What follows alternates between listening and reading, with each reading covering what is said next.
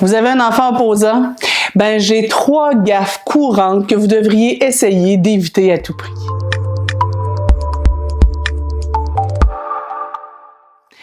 Bonjour, mon nom est Nancy Doyon, je suis votre coach familial, c'est l'heure de votre capsule SOS Nancy.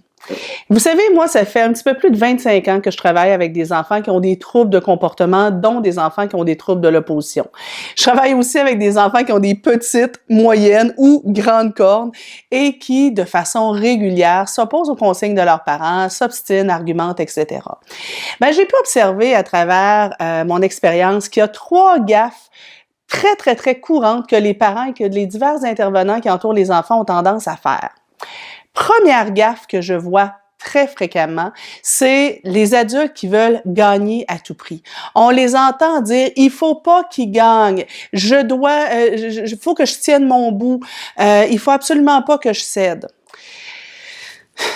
Premièrement, dès qu'on pense dans notre tête il doit pas gagner, automatiquement, on se met dans une position de lutte de pouvoir.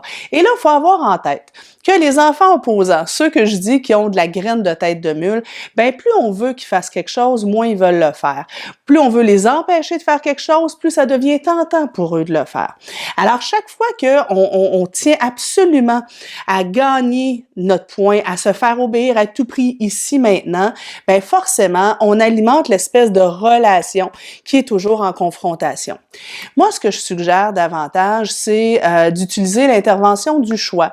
Donc, c'est-à-dire, je sais pas, moi j'ai un enfant, ce soir, il refuse de faire ses devoirs et leçons, il chigne, il rouspète. Si j'embarque dans une lutte de pouvoir, j'ai en tête qu'il doit absolument faire ses devoirs et leçons. L'idéal, ce sera peut-être plus de lui dire un truc du genre « Écoute, tu as le choix.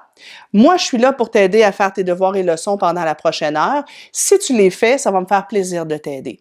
Par contre, si tu refuses de les faire, ben la conséquence sera X. Ça pourrait être, pendant la prochaine heure, tu ne feras rien d'autre que de rester à table ou tu n'auras aucune autre activité. Et demain, tu devras assumer les conséquences à l'école. Je vais écrire un mot à ton professeur. Si j'ai un enfant de, je sais pas moi, 9-10 ans, c'est l'heure de partir pour aller à l'école, il fait moins 42 dehors, on lui dit « mets ton manteau le plus chaud, mets ton cache-cou, il fait vraiment froid », il s'oppose « non, je veux pas le mettre », laissez-le faire. Dire « ben écoute, amène-le, mets-le dans tes poches, puis si tu veux ton cache-cou, ton bonnet, mets-le dans tes poches et si tu as froid, tu pourras le mettre. » Plus je vais m'obstiner avec l'enfant pour qu'il obéisse, pire ça risque d'être. C'est sûr qu'il y a des moments où on n'a pas le choix de se faire obéir. Mais moi, vraiment, je vous suggère d'avoir, chaque fois que c'est possible, d'avoir l'idée de dire, écoute, voici ma consigne, si tu la respectes, voici ce qui va se passer. Si tu ne la respectes pas, voici ce qui va se passer. Si je dis, par exemple, à un jeune de 13-14 ans, ce soir, tu ne sors pas parce que tu as une conséquence X. Et il dit, moi, je vais sortir quand même. Laissez-le aller. Allez pas vous mettre entre lui et la porte, puis vous obstiner avec lui. Simplement lui dire, écoute, moi, ma consigne est très claire. Je t'ai dit que tu ne sors pas. Si tu choisis de sortir quand même, alors bien, tu assumeras les conséquences supplémentaires. Et là, probablement qu'il va vous dire, ben, quelles seront ces conséquences supplémentaires? Et là, vous pourrez lui dire, ben, écoute, fais tes choix, moi, je ferai les miens. Donc, n'entrez pas dans des luttes de pouvoir et ça, c'est quelque chose que je vois de façon hyper fréquente. Deuxième gaffe que je vois fréquemment chez les parents, c'est la multiplication des critiques et des reproches. Dans le même ordre d'idée que la première stratégie, évitez de vouloir viser à tout prix le conformisme de votre enfant. J'observe que dans plusieurs familles où il y a un enfant opposant, il y a un parent perfectionniste. Il y a un parent qui est toujours derrière l'enfant pour relever chacune de ses erreurs, lui dire tout ce qu'il fait de travers. Et ça, ce que ça a tendance à faire, c'est que ça fait lever les mécanismes de défense chez l'enfant. À force de se sentir toujours critiqué, ils en viennent un petit peu à baisser les bras et à se dire, tant pis, mes parents me critiqueront, de toute façon, ils ne seront jamais contents. Parents, observez-vous. Combien d'interventions négatives vous faites dans une journée?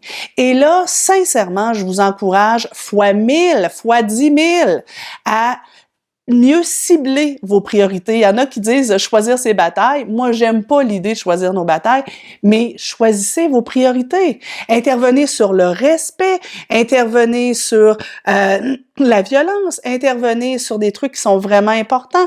Mais si vous vous rendez compte que vous passez plus de temps dans une journée à critiquer votre enfant et à lui faire des reproches qu'à avoir du bon temps avec lui, ben forcément, vous êtes en train d'alimenter l'opposition. Troisième gaffe courante de la part des parents, c'est de tomber dans le piège de l'argumentation. Les enfants opposants sont des maîtres dans l'art d'argumenter pour à peu près n'importe quoi. Moi, je dis, ils sont atteints d'une ouimétite aiguë. Et régulièrement, je vois les parents tomber dans ce panneau-là.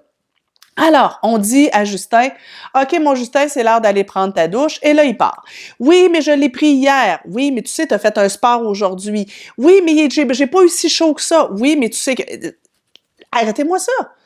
Chaque fois que vous vous argumentez avec votre jeune, vous êtes en train de lui ouvrir la porte à ces fameuses luttes de pouvoir-là. Moi, je vous encourage fortement à arrêter l'argumentation nette. Dire, « Non, non, non, non, regarde, c'est non négociable. C'est la douche ce soir et c'est tout. Oui, mais, c'est la douche ce soir et c'est tout. Tu as 5 minutes pour t'y rendre. » Et là, on le laisse aller. Dernière chose que je veux vous dire, c'est l'importance de passer du temps positif. Vous savez, ces 3 gaffes-là que je vois souvent chez les parents, ce que ça amène, c'est un climat négatif qui envenime tout le climat familial. Vous voulez que votre enfant s'oppose moins, l'important, c'est que vous ayez du fun avec lui. L'important, c'est qu'il y ait plus de chaleur et de bons moments. Alors, si vous enlevez ces 3 gaffes-là, vous allez voir que vous allez avoir beaucoup plus d'énergie pour passer du bon temps avec votre jeune.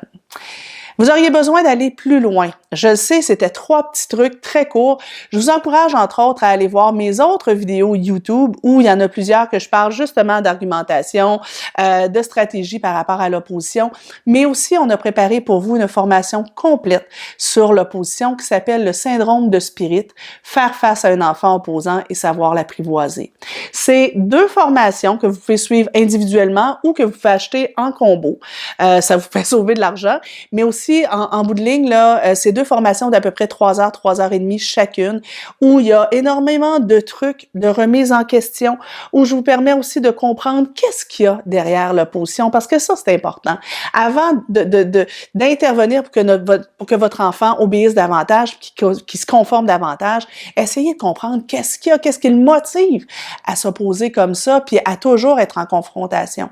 Donc, on essaie de comprendre dans ces formations-là, qu'est-ce qu'il y a derrière l'opposition, qu'est-ce qui alimente l'opposition, comment est-ce que comme adulte, vous pouvez aussi appliquer une belle approche beaucoup plus positive et changer votre relation avec l'enfant opposant, mais ensuite aussi un paquet de trucs pour les situations les plus difficiles. Donc, qu'est-ce qu'on fait quand l'enfant argumente? Qu'est-ce qu'on fait quand l'enfant s'oppose de façon passive?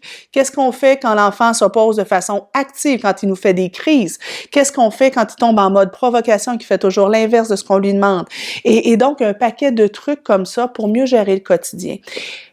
Parents, si vous êtes un parent qui a un enfant avec un trouble de l'opposition, je sais, votre vie est vraiment pas facile. C'est difficile parce que souvent, on se fait rejeter par nos enfants.